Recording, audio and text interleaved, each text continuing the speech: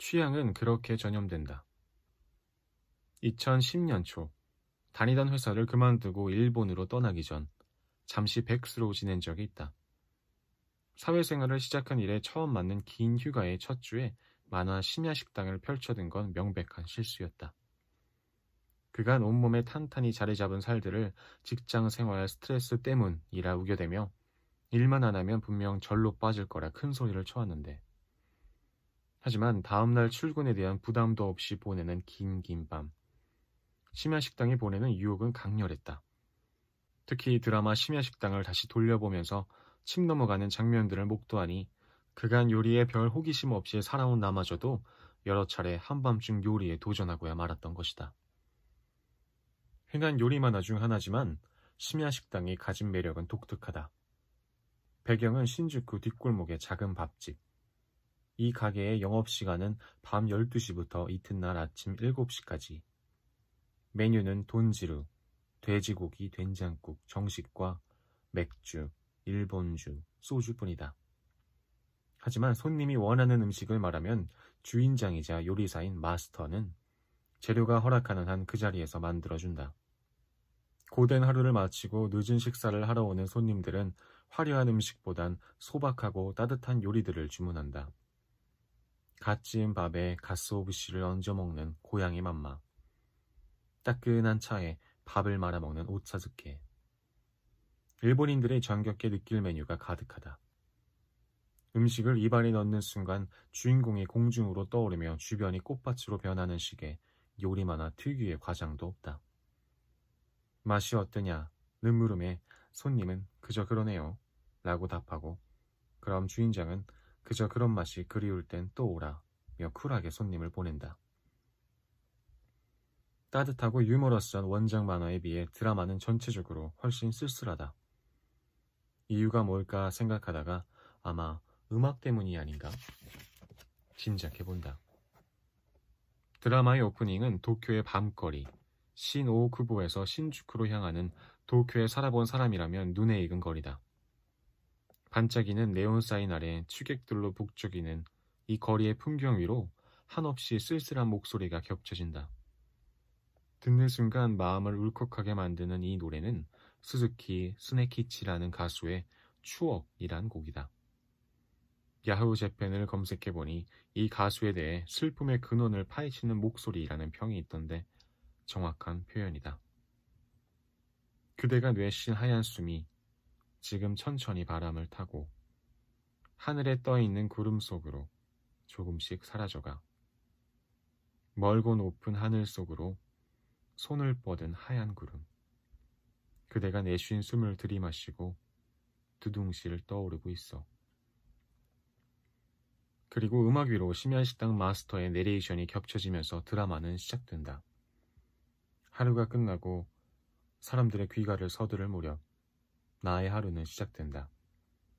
메뉴는 이것뿐.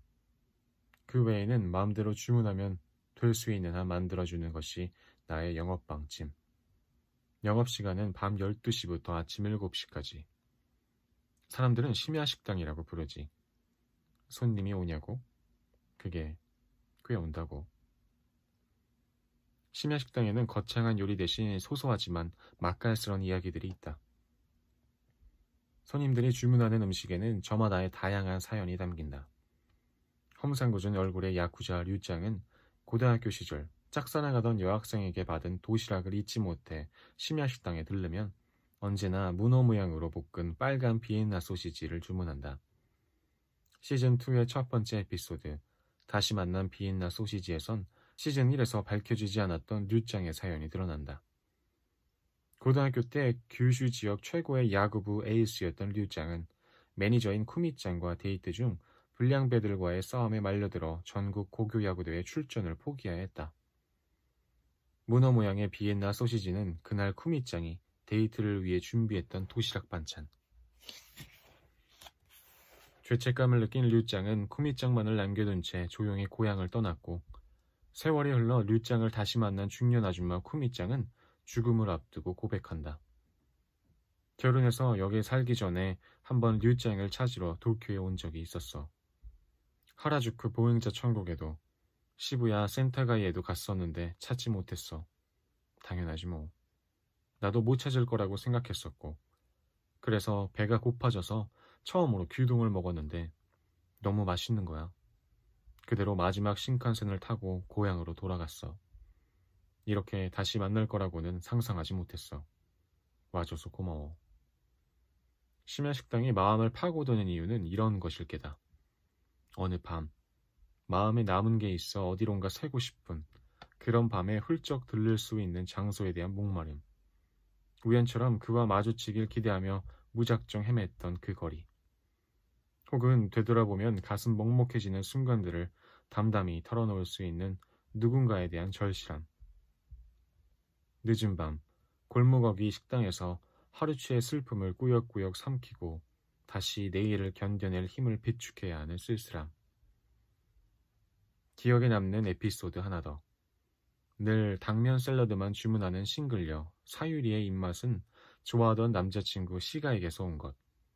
원래는 당면 샐러드를 무척 싫어하지만 그가 좋아하는 거니까 나도 좋아해보자 싶어 매일 먹다 보니 어느새 좋아졌다는 것이다. 시가가 자신의 친한 친구와 결혼하게 된 사실을 안 날 사유리는 심야식당에서 당면 샐러드를 시켜놓고 한바탕 울음을 터뜨린다. 사람들은 때때로 자기도 모르게 누군가에게 무언가를 남기는 모양이다. 떠나갔지만 사유리에게 독특한 취향과 입맛을 남기고 간 시가처럼. 돌아보면 내가 일본 문화에 빠져들게 된 것도 누군가에게 옮은 취향이었다. 주말마다 집에 틀어박혀 일본 드라마만 보고 있는 그를 구박하다가 싸우노니 차라리 같이 보자고 시작했다. 결국 그와 이별 후 급격히 한가해진 주말, 어느새 일대를 벗삼고 있는 나를 발견했고 그렇게 남겨진 다른 사람의 취향은 자가증식해 결국 일본에서 한번 살아보겠다는 결심까지 하게 되고야 말았으니 내가 좀 멀리 간 건가? 언젠가 그를 다시 만나면 털어놓을 수 있으려나. 한적한 도쿄 뒷골목을 걷고 있노라면 가끔씩 생각이 났었다고. 네가 전해준 취향 덕분에 내 인생은 훨씬 즐거워졌다고.